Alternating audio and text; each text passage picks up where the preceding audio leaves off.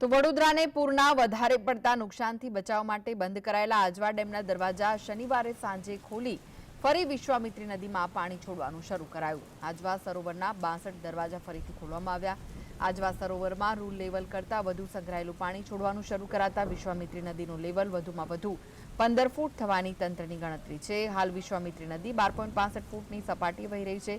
આજવા સરોવરની સપાટી 213.85 ફૂટ છે, જે રૂલ લેવલથી ઉપર હોવાથી પાણી છોડવું જરૂરી બન્યું હતું।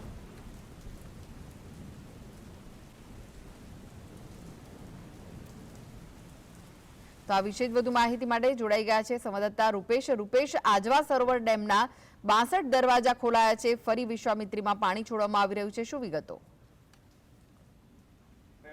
આજવાની જે સપાટી 213.75 હતી ત્યારે પાણી છોડવામાં આવ્યું। પાણી છોડવા જે રીતે વિશ્વામિત્રી નદીમાં નીર વધી ગયા, વડોદરા શહેરને ધમરોડાઈ ગયું 5 દિવસ સુધી।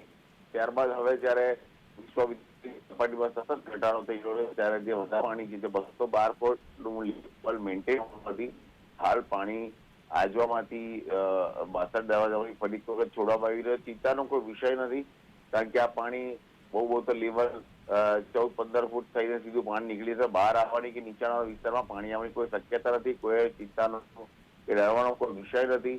પરંતુ જે રીતે લેવલ મેન્ટેન આજવાનું છે એના પર આ પાણી છોડવામાં આવી રહ્યું છે। જી જી, આભાર રૂપેશ માહિતી આપવા માટે।